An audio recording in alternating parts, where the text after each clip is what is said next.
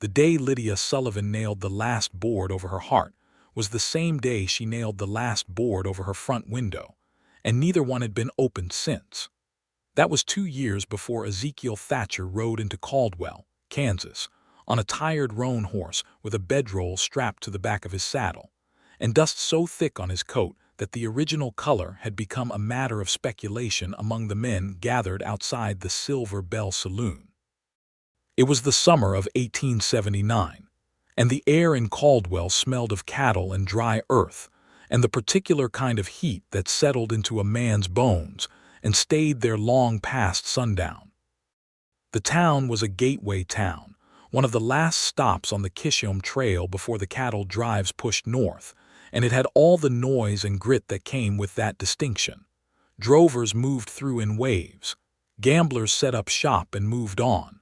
Lawmen tried their best and sometimes succeeded. Lydia Sullivan was not moving anywhere.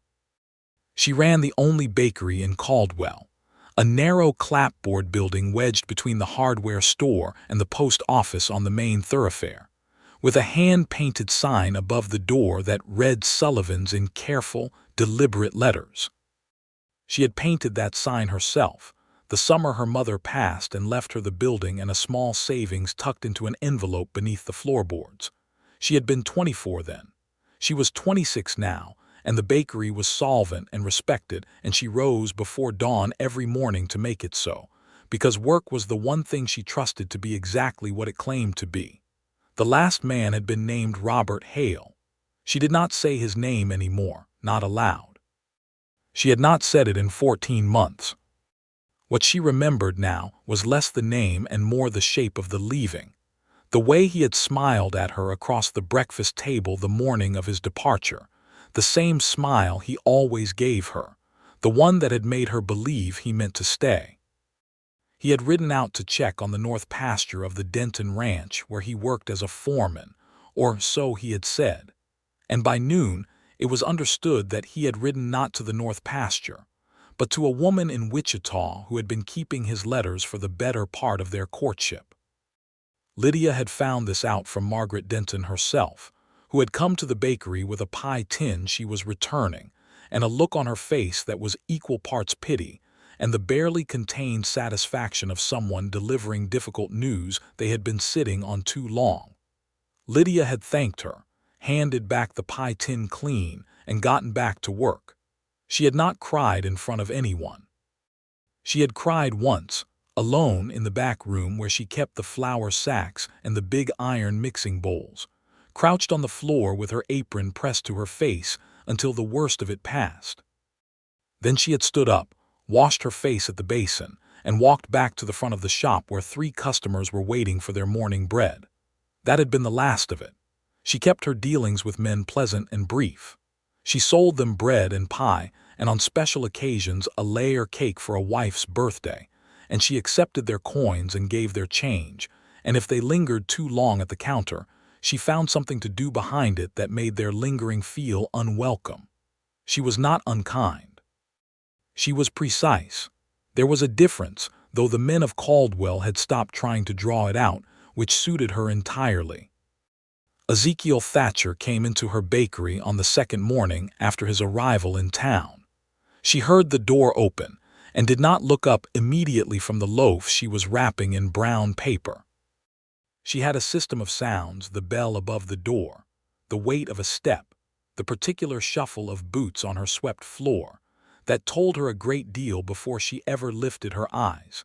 And what these sounds told her was that the man entering was moving with some deliberation, not the loose shuffle of a man already half-drunk before noon, not the quick purposeful step of someone who knew what they wanted and was impatient to have it.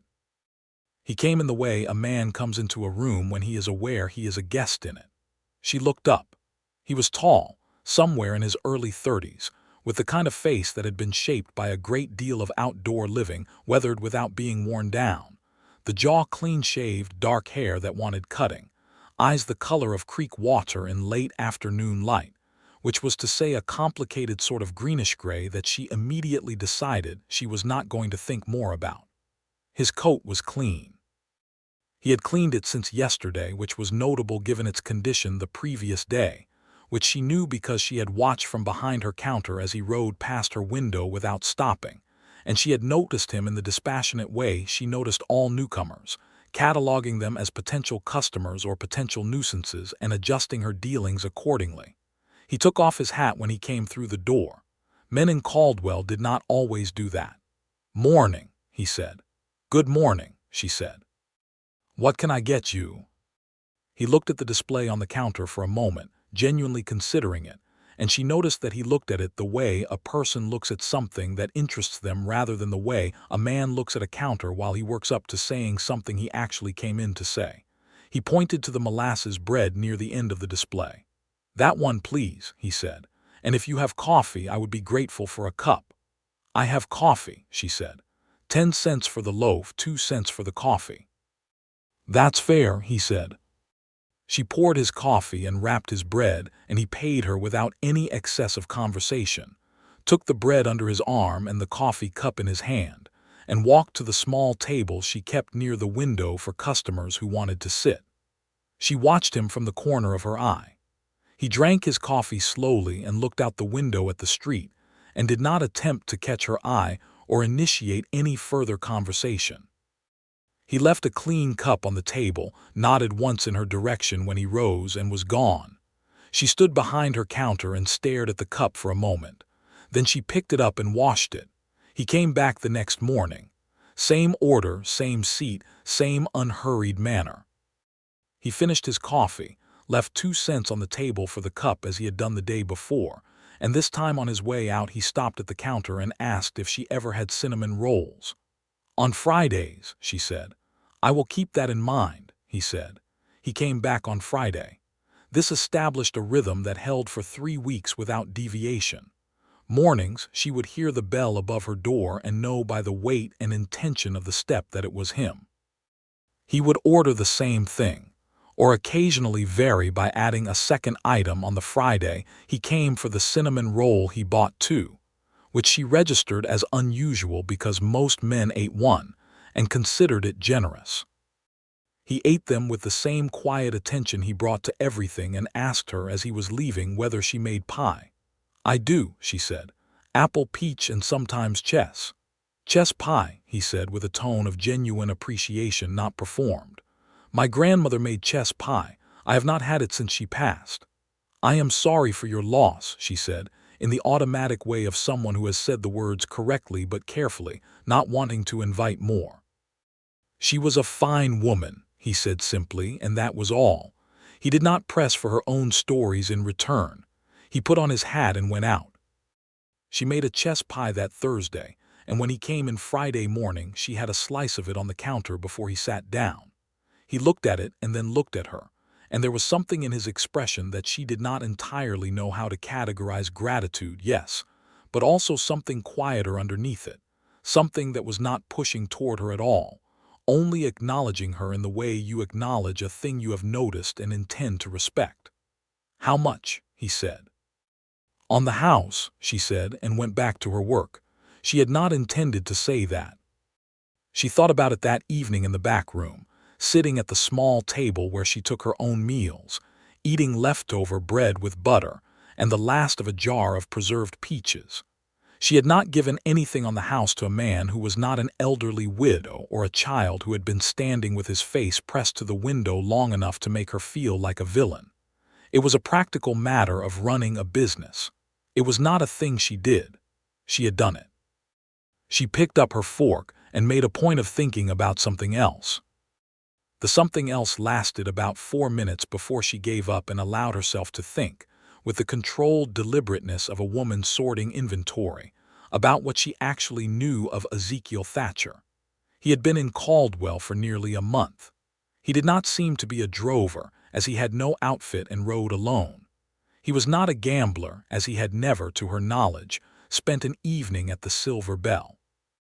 Agnes Purdy from the post office had mentioned, in the careful conversational way that passed for intelligence gathering in a small western town, that he received correspondence from a land office in Dodge City, which suggested he was either buying or selling property.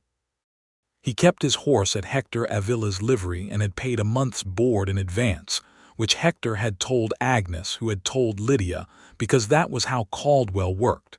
So he was staying, at least for a while.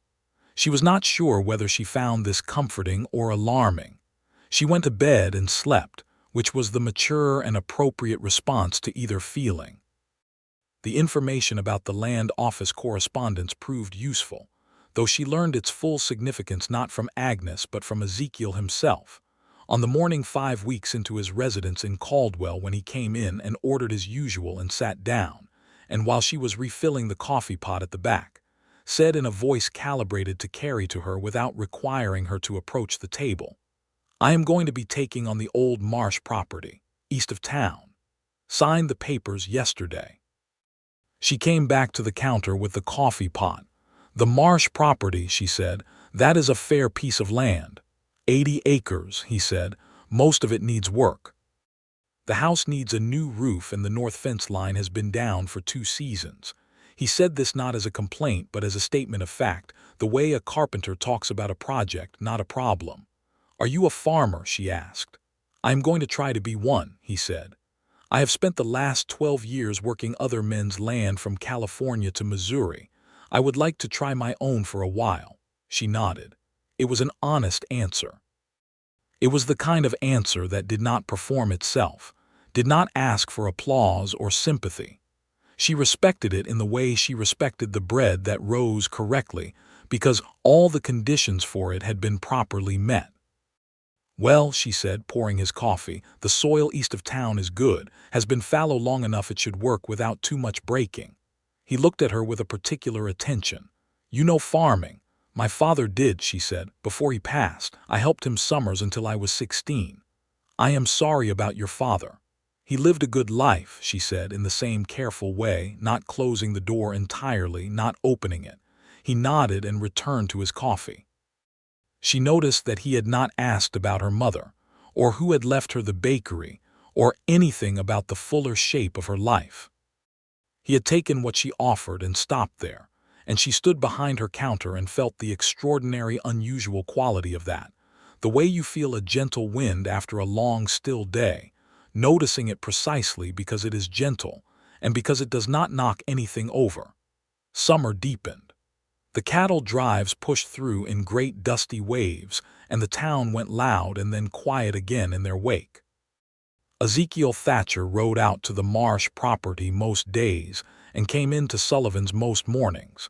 And between those two facts, a kind of steady, undeclared routine established itself that Lydia refused to name but could not deny noticing. On the mornings he did not come in, she noticed the absence the way you notice when a sound you have grown accustomed to stops, not with feeling exactly but with a particular quality of attention directed toward the silence. He came in one morning in late July with a cut across the back of his right hand, not deep but red and freshly made, the kind you get from a wire fence or a rough board edge. "That needs cleaning," she said. "It's fine," he said. "It is not fine," she said, with the same tone she used when a customer tried to tell her a loaf was a nickel when the sign clearly read 8 cents. "Come back here." He looked at her for a moment with an expression she could not read and then did as she said. She kept a small kit in the back, carbolic solution and clean cloth, and a needle already threaded for the cuts that needed it, because she ran a bakery with sharp tools and a hot oven, and had learned early that the cost of a small supply kit was considerably less than the cost of an infected finger. She cleaned the cut with the carbolic, and he did not flinch, which she noted without commenting on. She wrapped it cleanly. "Thank you," he said. "Do not let wire catch you like that again," she said. "Hold the strand tighter." "I will," he said. He was standing very close. The back room was not large, and with both of them in it, there was a nearness that she was aware of without looking at him directly, the way you are aware of heat from a stove without standing at the stove itself. She could smell the outdoors on him and the clean cotton of his shirt and something under that, a warmth that was simply him, and she handed him back his hand with a care that she recognized as being more careful than strictly necessary, and stepped away to rinse her hands at the basin. "I appreciate it," he said again. "It is nothing," she said. He went back to the front and sat down, and she stood at the basin for a moment longer than she needed to, the water already gone cool, and looked at her own hands. 2 weeks later, on a Tuesday afternoon when the bakery was quiet, Agnes Purdy came in with the particular energy of someone carrying news they consider important enough to deliver in person rather than in passing. "Did you hear about the trouble at the Denton Ranch?" Agnes said. "No," Lydia said. "3 horses taken last night. William Denton has sent to the county sheriff's office for help, but you know how long that takes." Agnes set her coin on the counter and accepted her bread. "Some say it is the Garver outfit, the ones that have been working their way up from the Oklahoma Territory. Others say it is just drifters. I hope they find the horses," Lydia said. "More to the point," Agnes said, lowering her voice in the way she did when she was arriving at the part she actually came to say, "Ezekiel Thatcher was apparently the one who got up in the night and rode after them." Lydia was very still. "Is he all right?" "Oh, he is fine," Agnes said, with a look that said she had noticed Lydia's stillness. "Got 2 of the horses back. The 3rd is still missing. But he rode out alone in the middle of the night, Lydia, on his own account, not asked." "William Denton is apparently beside himself with gratitude." "That was a foolish thing to do," Lydia said. "Yes," Agnes agreed pleasantly, "but also rather remarkable." She picked up her bread. "Good day, Lydia."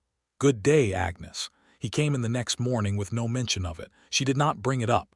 She poured his coffee and he ate his bread, and it was only as he was leaving, hat in hand, that she said, "I heard about the Denton horses." He paused at the door. "Word travels." "In Caldwell it does," she said. "It was dangerous." "It was," he agreed, without either false modesty or self-congratulation. "Why did you do it?" He considered the question with the same honesty he seemed to bring to everything. "Because no one else was going to," he said, "and because it was the right thing, and the right thing does not always wait for daylight." She looked at him and he looked back at her, and neither of them said anything else. He put on his hat and went out. She stood at her counter with both hands flat on its surface, looking at the space where he had been, and understood that something had shifted in her chest that she had told herself was not going to shift again. She made a point of being very busy for the rest of the day. August came in hot and relentless, the way it always did in southern Kansas, the sky a white-hot blue and the earth cracked at the seams. Lydia rose at 4 in the morning to have the ovens banked before the worst of the heat arrived, and by noon she had sold most of what she had made and could close the front of the shop and work the afternoon in relative peace. On one such afternoon, as she was taking stock of her flour supply and calculating her order for the following week, she heard a knock at the back door. She opened it to find Ezekiel standing in the alley with his hat in his hands and a burlap sack on the ground beside him. "I brought you something," he said, and nudged the sack forward. "Peaches from the tree on the east edge of the Marsh property. The previous owner planted it, and it is a good one, more fruit than I know what to do with." She looked at the sack. It was full, the tops of the peaches gold and heavy. "That is a great many peaches," she said. "I thought you might be able to use them," he said. "For the pies, you mentioned you make peach pie." She thought about saying something about not taking charity, and then recognized that argument for what it was, not principle, but defense, and let it go. She picked up the sack. It was heavy, genuinely heavy, a considerable gift of labor even if the fruit itself was free. "Thank you," she said. "Properly." He smiled, and it was the first time she had seen him smile fully, not the small acknowledgement of his expression she had grown accustomed to, but an actual smile, and it changed his face in a way that made her want to look at it and look away at the same time, which was a feeling she had believed she had thoroughly cauterized out of herself. "I will bring more when the next ones ripen," he said. "I will have pie here on Friday," she said. "You can have a slice." "I know when to take a good offer," he said. He came on Friday and had his slice, and did not say a great deal, and she sat across the counter from him and pretended to be reviewing her order book, and they stayed like that for a while, 2 people in the same space, not performing anything for each other, and it was the most comfortable she had been in a room with a man in more years than she wanted to count. September arrived, and with it the first cool edge to the mornings, the grass turning gold at the tips, the cattle drives thinning as the season wound toward its close. Caldwell settled into the quieter version of itself that it was in the fall and winter, a working town rather than a way station, and the rhythms of it slowed to something more ordinary and more bearable. Ezekiel's work on the marsh property was visible in the reports that filtered back through Agnes and through Hector Avila, and through the organic news sharing of a small western town. The roof was repaired. The fence line was back up. He had put in a kitchen garden late in the season, past the best time for it, but perhaps good enough for some of the hardier things.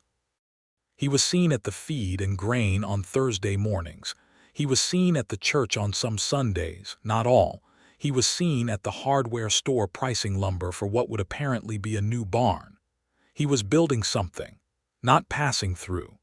Lydia thought about this more than she thought was wise, and less than she thought the truth of it required. It was on a cool September afternoon, a Wednesday, that things shifted from the careful approach he had maintained for 3 months into something that could not be maintained at the same distance indefinitely. She was walking back from the mill with a quarter sack of cornmeal when she stepped wrong on the uneven boardwalk outside the telegraph office and came down badly on her right ankle. Not broken, she understood immediately, the way you understand these things when you have lived alone long enough to be your own first physician, but badly turned, the pain sharp and serious. She sat down hard on the edge of the boardwalk, the cornmeal sack across her lap, and was trying to assess what she could and could not put weight on when he was simply there, having come around the corner of the telegraph office at precisely the wrong or right moment, depending on how you looked at it. He was down on one knee in front of her before she had time to construct any response. "Your ankle," he said. "I turned it," she said. "It is not broken, I can tell." "May I?" he said and waited, his hands held open, asking permission clearly and not assuming it. She hesitated. Then she said, "Yes," and he cupped her ankle in both hands with the same care he had used when she had wrapped his cut hand, no more and no less than what the situation required, and moved the joint carefully through a small range. "Not broken," he confirmed, "but you have done yourself a solid injury. You should not walk on it today." "I have to get home," she said, "and I have to open the bakery tomorrow." "Home is 4 doors down," he said, because he knew where she lived behind the bakery, and she knew he knew because Caldwell was Caldwell. "I can carry the cornmeal." "You do not have to." "I know I do not have to," he said. He stood and picked up the sack and extended his other hand. She looked at it for a moment that was longer than it needed to be, and then she took it, and he helped her up and kept his hand under her elbow as she limped the 4 doors to her back gate, where she unlocked it, and he carried the cornmeal through the small yard and set it inside the back door. "Is there anything else you need?" he said. "No," she said. "Thank you." "I will come by in the morning," he said. "Earlier than usual, in case you need help with anything before you open." "You do not need to do that." "I know," he said. And then he walked back through the gate and down the alley, and she stood in her doorway watching him go and felt the complicated, impossible ache of a woman who has chosen not to feel things and is failing at it steadily and thoroughly. He came at 5 the next morning, before the sky was fully light, and knocked at the back door in the same quiet, deliberate way he did everything. He helped her carry the heavy flour tubs from the back room without being asked, because he had watched her do it on the one morning she had forgotten to close the back room door, and he made no comment about the state of her ankle beyond asking once whether she could stand on it, and when she said yes mostly, he simply made sure the heavy things got where they needed to go. He did not come into the shop front. He stayed in the back, which was her space, her private space, and he stayed exactly where he was useful and no further. She found herself telling him, without planning to, that the bread she was working was for Mrs. Henderson's order, a widow on the south edge of town who had 4 children and very little money, and who paid Lydia half price and sometimes in eggs, and who Lydia had never told anyone about because it was a private arrangement and no one's business. He did not say anything particularly in response to this. He said, "It is good bread," and she understood by the way he said it that the sentiment covered more than the bread. The ankle mended within a week. He still came on mornings after that, though less consistently, and when he did it was for the coffee and the bread and the particular quality of being in the same room with her that she understood now he valued, not as a man who is calculating toward something, but as a man who simply finds a place comfortable and returns to it when he can. There was a difference. She had spent 2 years learning to tell the difference, and the difference here was clear as creek water. October arrived, and with it the county harvest fair, which Caldwell held each year in the open field behind the church. 3 days of competition and trading and socializing that constituted a significant portion of the year's social life for people who lived far enough apart that ordinary casual interaction was not a daily occurrence. Lydia entered her bread and her chess pie, as she did every year, and won first prize for the pie, as she had the 2 previous years, which the judge mentioned with a weariness that suggested he had hoped to say something different and could not find grounds to do so. Ezekiel was at the fair. He had entered the small kitchen garden produce from the Marsh property, which was considered respectable for a first year on new ground, and he had gotten a commendation for the late-season tomatoes, which were genuinely exceptional, and which he had carried to the judging table himself in a wooden crate he had made, which Hector Avila pointed out to everyone who stood still long enough to hear it. She saw him at the fair on the second afternoon, across the field, talking to William Denton and 2 of Denton's hands. He was not looking at her. She was looking at him in the careful sidelong way she had developed over the past months, the way that allowed her to gather information while maintaining plausible deniability about the gathering of it. And what she saw was a man who was at ease in a place, talking to people as though he intended to still be here in a year and in 10 years, rooted in a way that was unmistakably real. He found her at the pie table later, where she was standing with Agnes and a woman named Clara Briggs who ran the millinery. "Congratulations on the first prize," he said. "Thank you," she said. "Congratulations on the tomatoes."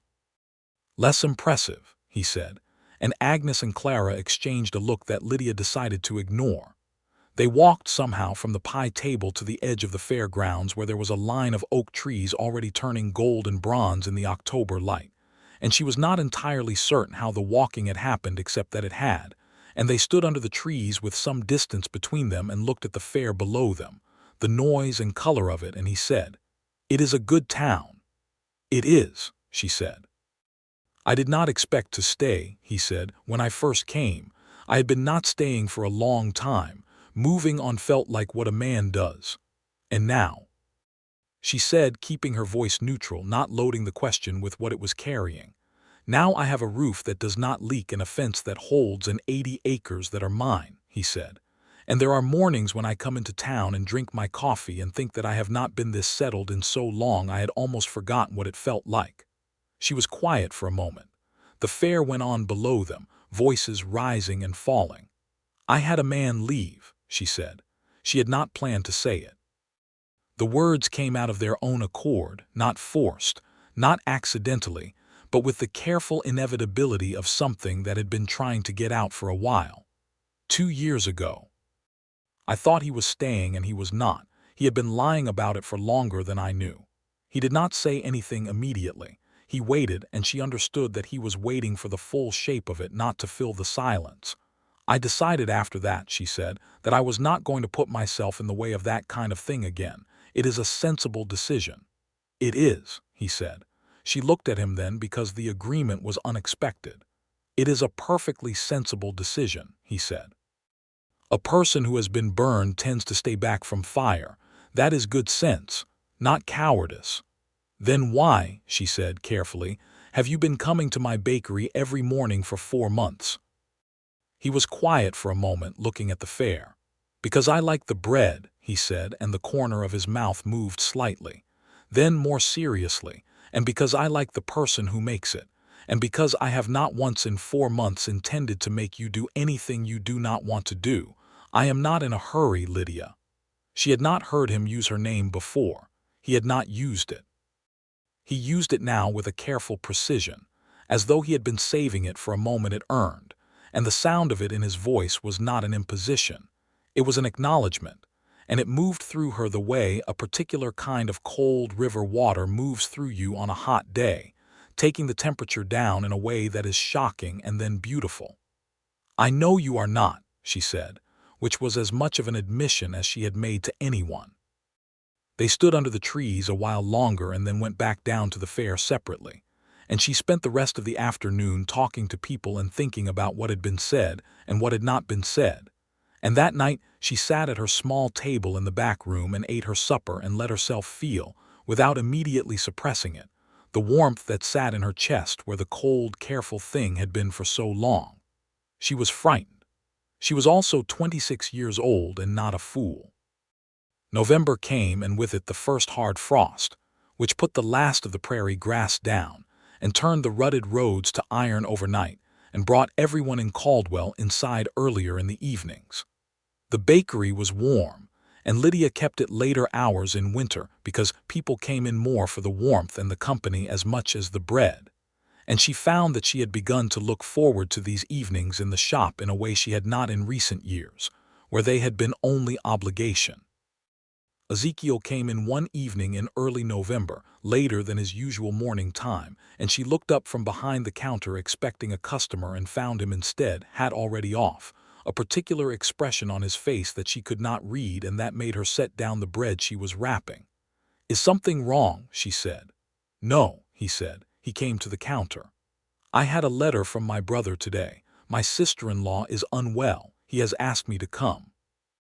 She felt something drop in her chest that she had not expected to be there, and then felt angry at herself for feeling it.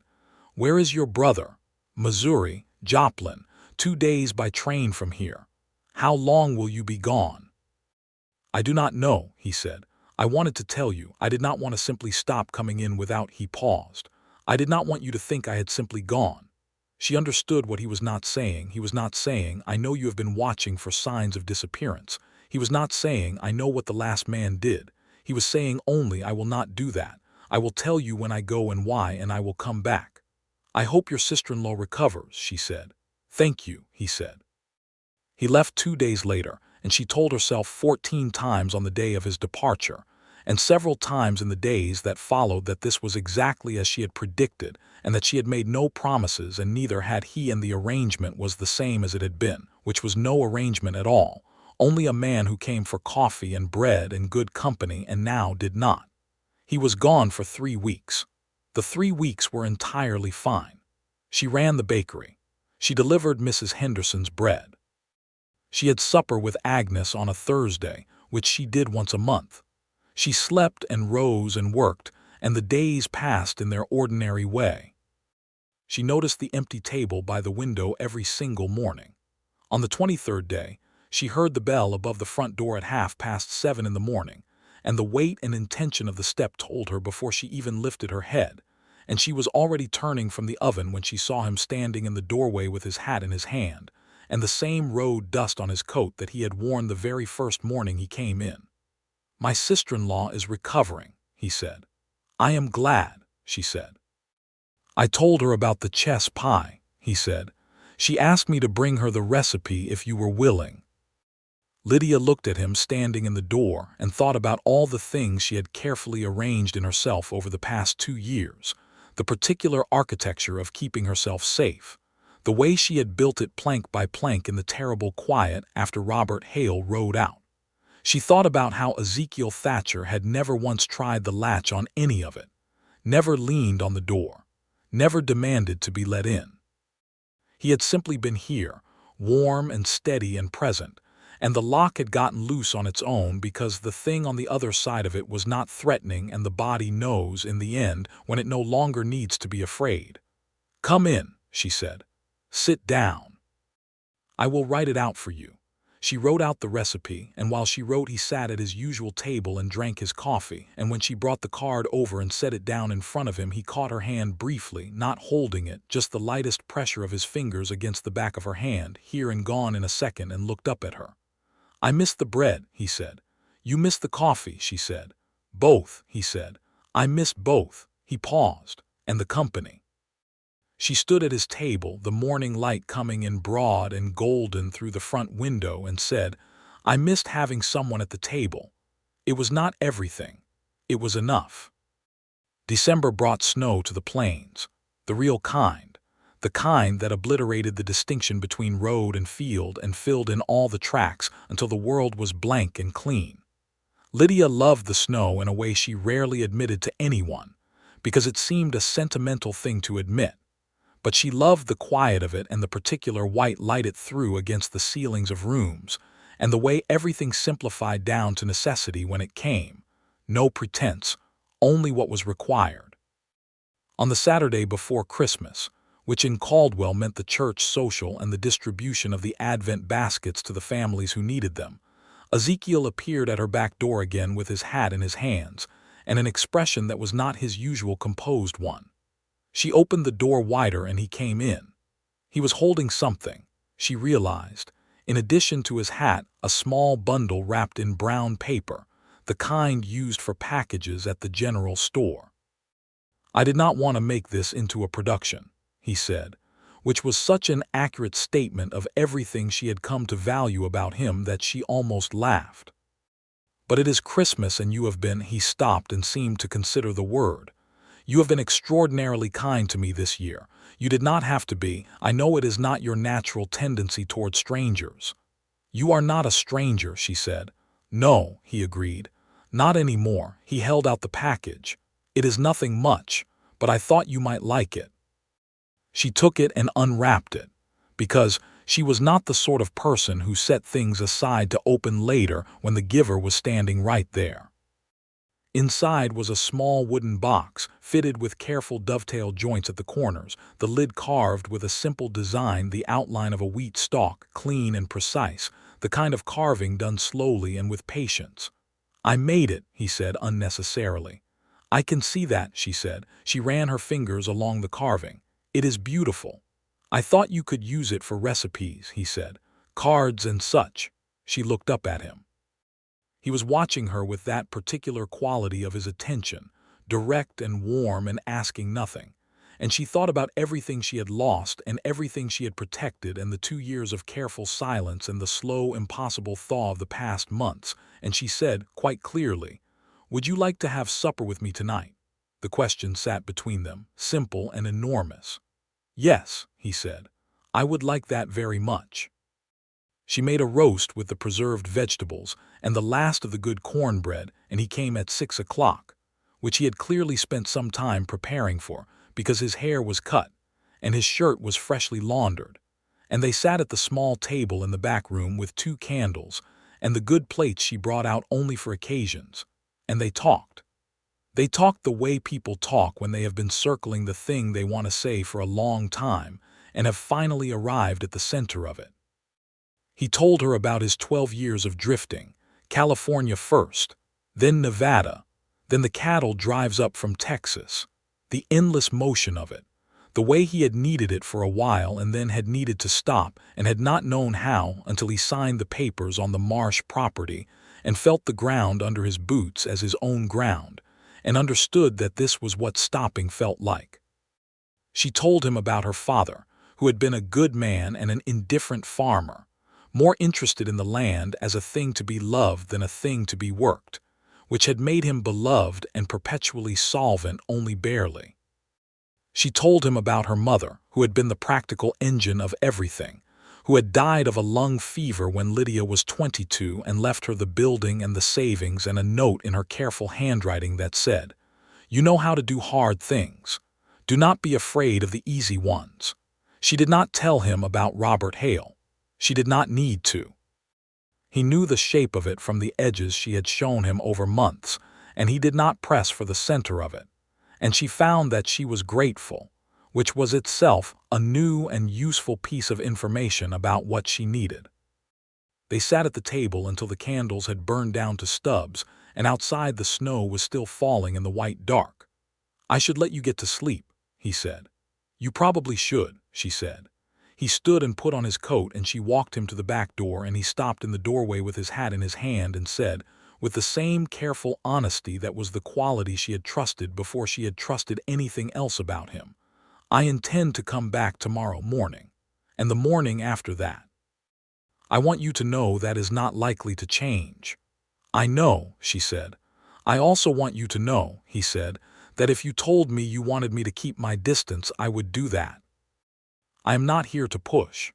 "I know that too," she said. "You have never pushed." He nodded once. "Ezekiel," she said. He turned. She leaned up and kissed him on the cheek, brief and deliberate, and then stepped back into her doorway. He looked at her in the candlelight with an expression that she could only describe as profound and a little undone, and she felt it land in her chest the way warmth lands, spreading out from a center. "Good night," she said. "Good night, Lydia," he said, and went out into the snow. She closed the door and pressed her back against it, and felt the full weight of the smile that spread across her face, the first completely unguarded one she had allowed herself in 2 years, and it felt like something returning that she had thought was permanently lost.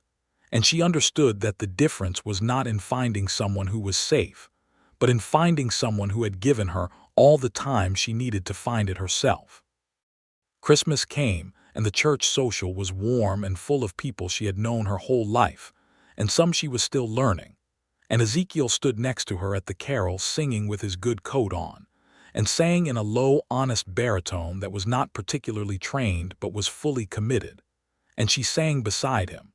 And Agnes Purdy was watching from across the room with a look of complete satisfaction that Lydia decided she had earned and could have.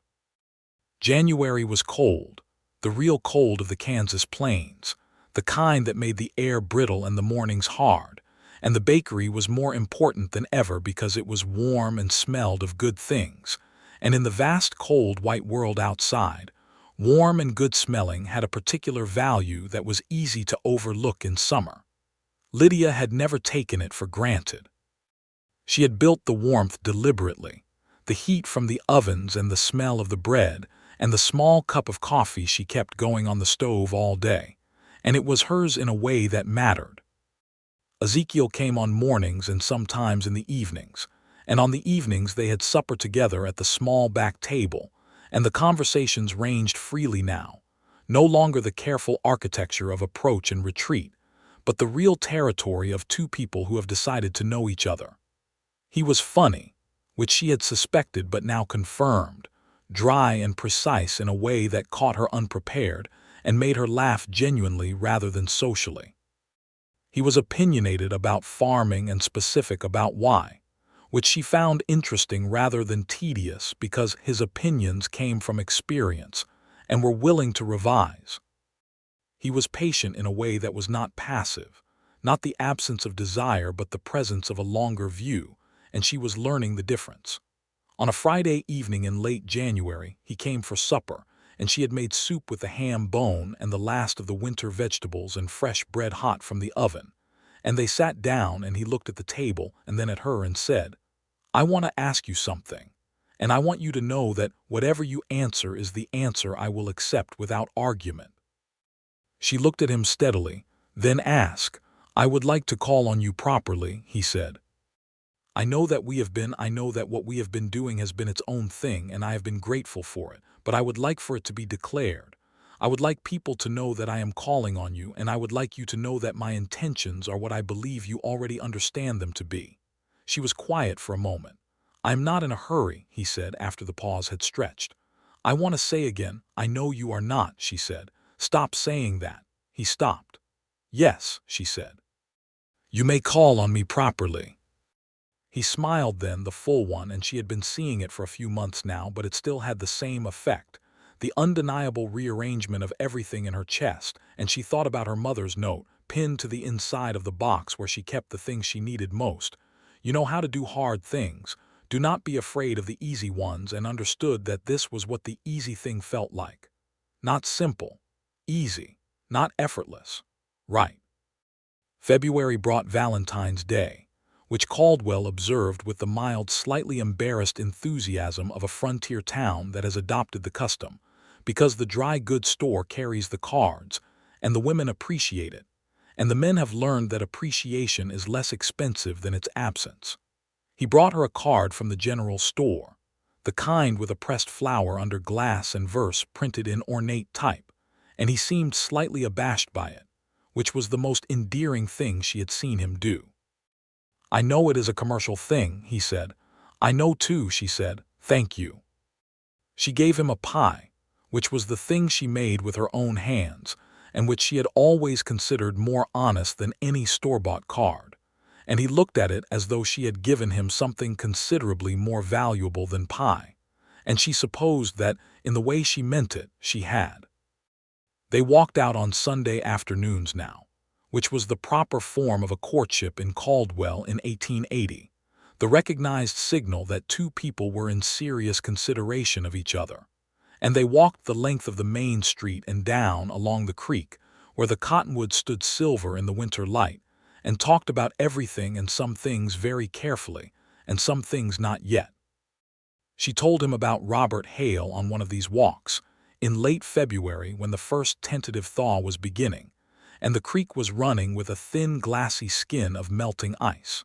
She told him the full of it, not the abbreviated version she had given him at the fair, but the real story, the length of the courtship, and the discovery, and the particular humiliation of having Margaret Denton tell her in her own shop, and the long silence after.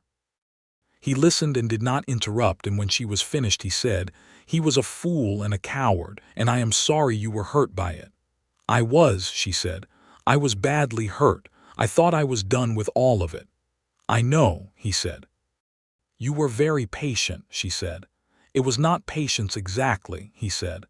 "I was not waiting for you to get over something. I was just there, because I wanted to be there. The rest of it was yours to work out." She stopped walking and he stopped beside her, and she looked at the creek and the ice and the thin, cautious light of the late winter afternoon and felt, fully and without suppression, the depth of what she was feeling for this man.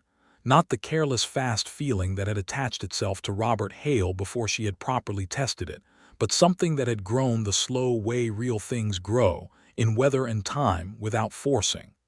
"I love you," she said. She had not planned it. She would not have planned it because the planning of it would have allowed the fear to attach to it, and she did not want fear anywhere near this. He was very still for a moment. Then he turned to face her, and his expression was the most open she had ever seen it, the usual composure entirely aside, something underneath it that was real and serious and tending toward joy. "I love you," he said. "I have for a long time." She reached for his hand, and he took hers, and they stood by the creek in the February light, and the world was cold and clear and entirely sufficient. He asked her to marry him on the 15th of March, 1880, which was a Monday, an unremarkable day by every external measure, in her back room at the end of his morning visit, standing at the door with his hat already on, and then removing it again in a movement that she would later describe to Agnes as the most accidentally eloquent thing she had ever seen a man do. He said, "I would like to marry you, if you are willing. I have no ring at present, but I will remedy that at the earliest opportunity." She said, "Yes, Ezekiel."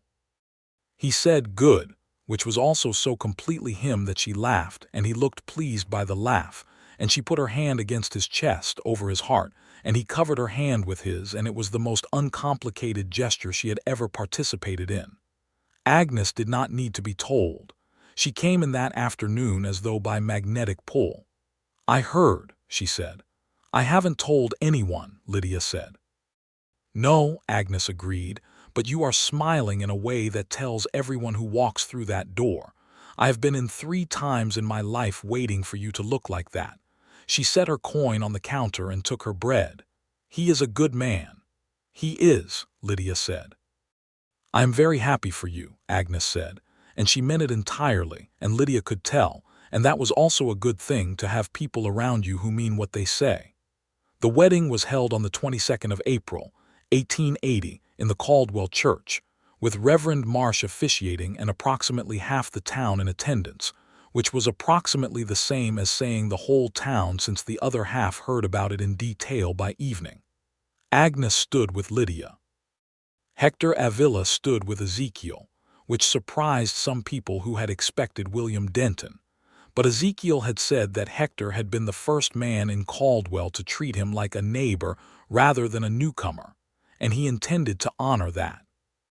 Lydia wore her mother's dress, which she had let out slightly at the seams and taken in at the waist, and her hair was up under a small hat with a bit of cream ribbon on it, and she walked down the aisle on the arm of Reverend Marsh's eldest son, who performed this duty for women without fathers in the congregation.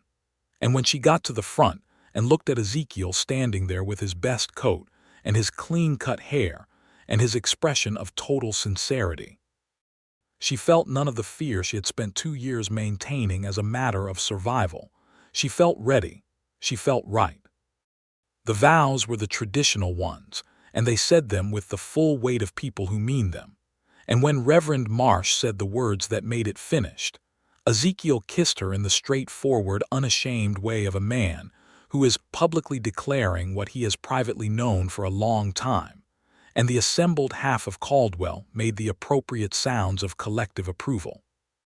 The wedding supper was held in the churchyard, because April in Kansas was warm enough, and the women of the congregation had contributed in the enthusiastic collective way they did for occasions of genuine community significance.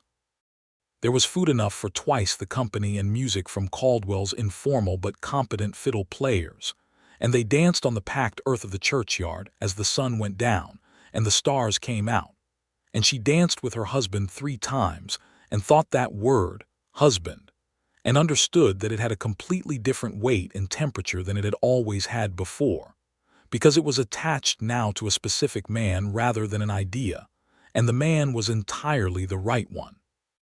They drove out to the Marsh property, her property now, their property, in the fading light, with the wagon loaded with the things she was moving from the back rooms of the bakery, and a jar of the peach preserves from the previous summer's fruit sitting between them on the wagon seat. The house was not large. It was a good house, solidly rebuilt, the roof new and the floors clean, and the rooms arranged with a man's practicality that she had already begun adjusting in her mind. There was a kitchen with a proper wood stove and a stone fireplace in the front room, and a bedroom with a window that looked east over the fields, and the fields were there, 80 acres of them, turned and waiting in the spring dark. She stood on the porch in the spring night and looked at the fields and felt ownership of them, the particular weight of it, not the burden kind but the real kind, the kind that means I will be here tomorrow and the day after and the year after, and here is what I am building. He stood beside her. "What do you think?" he said. "I think it needs curtains in the kitchen," she said. "What else?" "I think it is ours," she said, "and that is the main thing." He put his arm around her and she leaned into him, this man who had ridden into her town on a tired horse and ordered bread, and sat at a table by the window without asking for anything except her company, who had sat patiently outside every wall she had built without ever trying to knock them down, who had waited without making her feel waited for, who had loved her in the most honest and undemanding way she had ever witnessed, and in the end had simply been there until being there was enough. She thought about her mother's note. "You know how to do hard things. Do not be afraid of the easy ones." This, she thought, this is what she meant. The spring of 1880 was good to the Thatcher farm. Ezekiel put in the main crop with Lydia beside him on the mornings she could spare from the bakery, which she did not close but scaled back slightly, handling the most profitable orders and letting some of the smaller daily volume go, supplemented now by an arrangement with the Henderson widow, whose oldest daughter Clara was 16 and capable and in need of the small wage, which Lydia was glad to pay, and which Clara performed with a conscientious precision that reminded Lydia of herself at that age, and pleased her in a way that felt like continuation, like something good being passed forward. She was at the bakery 3 mornings a week and home the other 4, and home was filling up with the details of a life being built. She learned his kitchen, its particular organization, and reorganized it with his help and her better sense of workflow. He learned her bread, not how to make it, that was hers, but the rhythms of it, the way the house smelled in the morning when she was working, and how to know by the smell alone what stage things had reached. They argued once in May about the north fence line, which he wanted to extend, and she thought the material cost could not yet be justified by the benefit. And she had the ledger figures to support it, and he had the practical knowledge of what would happen to the east pasture if the cattle from the Denton spread wandered through. And they went around it for 2 evenings, and then arrived at a middle position that was better than either original one, which she noted privately as evidence of a particular kind of partnership she had not previously experienced. Summer again, the second of his time in Caldwell and the first of their marriage, and the farm was visibly different from the previous year. The fields fuller, the garden proper and thriving, the new barn half-finished and rising against the summer sky, the fence complete in all directions. People who had known the Marsh property in its abandoned years drove past and slowed their wagons to look, and the word that went around was not that Ezekiel Thatcher had done well, though that was true, but that the Thatcher place was coming alive, which is what people say about land when they mean that the people on it intend to stay. In August, Lydia understood that she was expecting a child. She told him in the evening, sitting on the porch in the summer dusk with the first fireflies beginning in the tall grass at the field's edge. He looked at her for a long moment, and the expression on his face was one she kept afterwards for the rest of her life in the part of her memory reserved for things too important to risk forgetting, pure and complete. "Are you well?" he said first, because that was who he was. "I am perfectly well," she said, "and happy if you're wondering." "I was," he said. He took her hand. "I am more than I know how to say." "Then don't say it," she said. "Just stay here." "I am not going anywhere," he said. The child was born in late March of 1881. A boy, born at home with Dr. Whitmore in attendance and Agnes sitting in the kitchen ready to be useful. And when Lydia first held her son, she thought of everything she had almost kept herself from, the long, careful lock of it, the 2 years of maintenance, and understood with a clarity that was almost physical that the choice she had made that spring evening at the creek had not been a choice between safety and risk, but between a smaller life and a larger one. And she had chosen the larger one, and here was the proof of it, 6 pounds and some ounces of it, with Ezekiel's dark hair and her own determined jaw. They named him Samuel Thatcher, after Ezekiel's father, who had also been, by all accounts, a man who stayed. Ezekiel came in from the front room where he had been waiting with a patience that Agnes later said was remarkable given the way he had been wearing a rut in the floorboards, and sat on the edge of the bed, and she put Samuel into his arms, and watched her husband hold their son for the first time with the same care he brought to everything he did, the same quality of full attention. "Hello," he said to Samuel, quietly, seriously, the way you would say it to any new person in your life, as an introduction to an equal. Lydia pressed her hand against the back of his hand where it supported Samuel's head, and he looked at her over their son's wrinkled, determined face, and what passed between them in that look was beyond the ordinary vocabulary of love, too large and too specific to be contained in it. The following years arranged themselves in the way that good years do, not without difficulty, but with the texture of a life that is genuinely lived rather than endured. The farm grew. The bakery continued, evolved. Clara Henderson, who had become Clara Reed by her 18th birthday, continued to manage the daily operation with a skill that had entirely surpassed assistance and become management, which Lydia acknowledged honestly and compensated accordingly. The north fence held, expanded, justified its cost within 2 seasons exactly as Ezekiel had predicted, which she acknowledged to him directly and without resentment, because being wrong in the right direction toward more abundance was not a painful kind of wrong. Samuel learned to walk in the kitchen, crashing into the legs of the table with a joyful determination that was entirely his father's. He learned to say bread before he said most other words, which given his setting was almost inevitable, and he learned to say no with considerable enthusiasm and volume, which Lydia recognized as healthy and which Ezekiel respected from the beginning, letting the boy argue his position and explaining the adult position in return, which was the most effective parenting she had observed, and which she adopted as the shared standard. They were not in Caldwell in isolation from the larger world, which in 1881 and 1882 was still a world in turbulent motion. The cattle drives were diminishing as the railroads pushed further into the territory, and the old trail routes became unnecessary. The open range was closing as homesteaders continued to arrive, and barbed wire defined what had been undifferentiated landscape. She was aware of the injustices woven into this expansion. The Cheyenne and Arapaho people who had been pushed from this land in the years before she was born, whose presence was visible in the old names for places and the stories old men told, and who had received nothing from the law that was worth the having. Ezekiel had talked about this once in the winter of his first year on the Marsh property, had said that the land he bought had a history that went further back than any deed, and that a man ought to know what he holds and how it came to him, not to be paralyzed by it, but to be honest with it. She had respected him for saying it, and for saying it as a fact rather than a performance. Caldwell was changing with the territory, the wildness of the early trail town years giving way to the steadier business of a settled agricultural community. There were 2 churches now, a new schoolhouse, a bank, and a newspaper that had been running for a year and a half. The people who had arrived as strangers were becoming neighbors in the real sense, people whose children played together, and whose names were associated with the landscape, because they had been here long enough to belong to it. In the spring of 1883, their second child was on the way.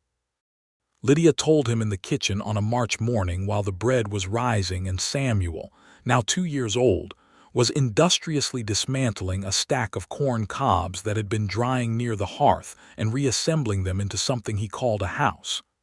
"Again," he said, with an expression that was not surprised exactly but was thoroughly delighted. "Again," she said.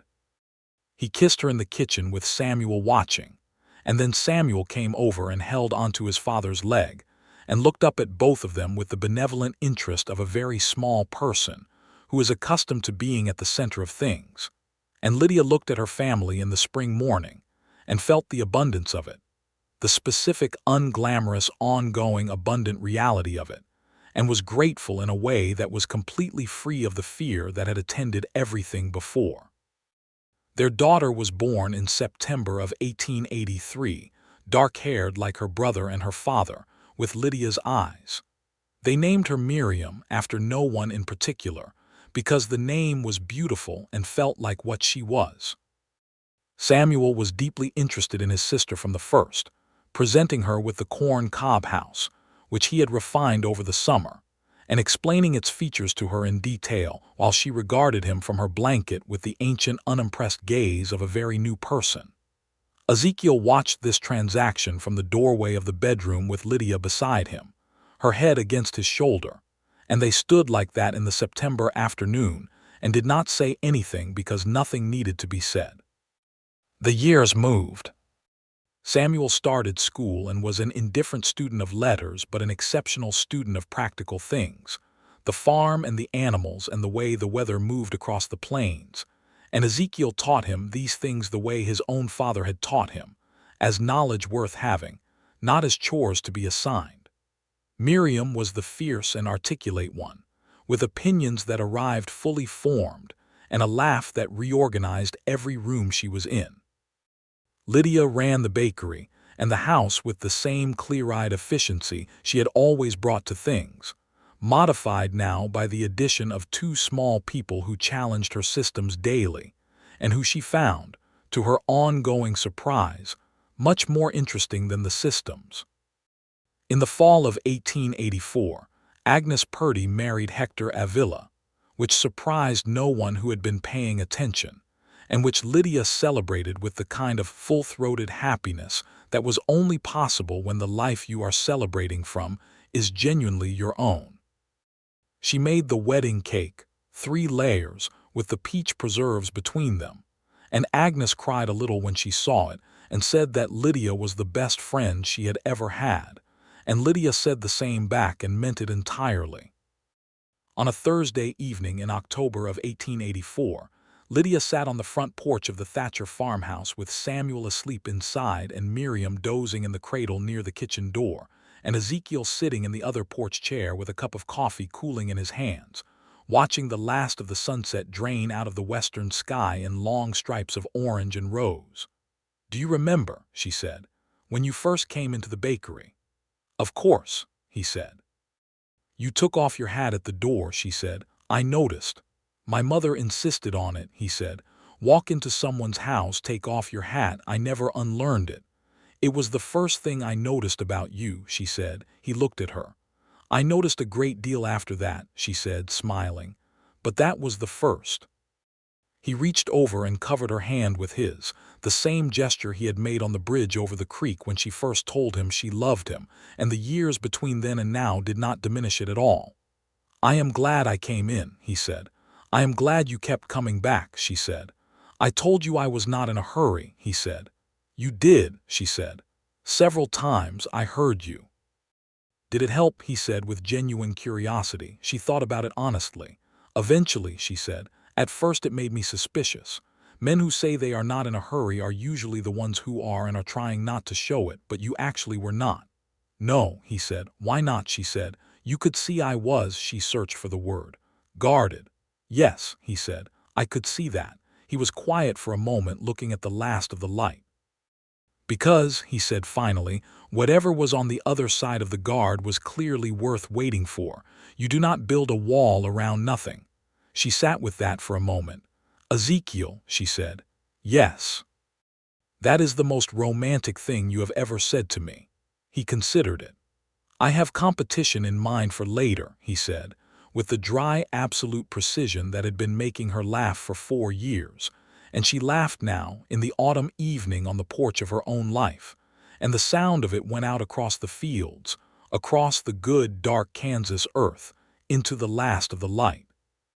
They sat together as the night came on and the stars appeared, the vast, ordinary, extraordinary stars of the plain sky, and inside the house the children slept, and the farm was quiet around them, and the locked thing in her chest that she had tended so carefully for so long was open, had been open for years, and what had replaced the lock was something far more durable, not the absence of fear but the presence of trust. The specific proved trust of a man who had sat outside her door in the cold for just as long as it took, not asking to be let in, only being there, until being there was its own kind of answer. She leaned her head against his shoulder, and he put his arm around her, and they stayed like that, the two of them, the way they had been sitting by the creek when the ice was melting, and the way they had been standing on the porch the night they arrived home as husband and wife, and the way they would be sitting 10 years from now when Samuel came home from wherever he went and Miriam had grown into whoever she was going to be, steady and certain, and entirely without the need to be anything other than exactly this. The night deepened and the coffee went cold and neither of them moved, and the stars were extravagant above the Kansas plains, and the house was warm at their backs, and the fields were quiet, and all of it was theirs. In the spring of 1885, there was a third child growing, announced on an April morning while Lydia was rolling pie crust and Miriam was sitting on the kitchen floor examining a beetle with the focused intensity she brought to all empirical investigations. Ezekiel leaned in the kitchen doorway and looked at her and then at Miriam and then back at her and said, "The house is getting smaller." "Then you had better finish the addition," she said. "I had planned to," he said. "I know," she said. "I am reminding you." He began the addition in May, working evenings and Saturdays with William Denton's son James helping, and Samuel 3.5 years old, and deeply involved in a consulting capacity that consisted largely of handing nails to the adults and explaining the intended uses of things they were already using. And Lydia brought water and food out to them in the afternoons and stood in the growing frame of the new rooms and felt the pleasure of a woman who is watching something grow that she helped to plan. The third child was a boy, born in December of 1885, and they named him George, after no particular George, but because it suited him, round-faced and placid where his siblings had been angular and opinionated, apparently happy with the world from his first moments in it, which Lydia considered either an extraordinary temperament or a very early form of strategy. The addition was finished by the following spring, 2 new rooms and a proper back porch, and the house was large enough now for the 5 of them, and the regular visits of Agnes and Hector, and the occasional overnight of a neighbor whose road home was too long in bad weather to make safely. Caldwell in 1886 was a different town than the Caldwell of 1879, settled deeper into itself, the wildness of the early trail years not entirely gone but layered over with the ordinary life of a working community. The schoolhouse had a second teacher. The newspaper had become daily. There was a doctor with a proper office and an apothecary next door, and the Silver Bell Saloon was still there, but competed now with 2 other establishments for the custom that had once been entirely its own. Lydia Sullivan Thatcher had lived through all of it and run her bakery through all of it and raised her children and managed her partnership with Clara and expanded the preserve operation to include the surplus fruit from 3 neighboring farms including the Marsh Properties' own peach tree, which was 9 years old now and producing more abundantly than ever.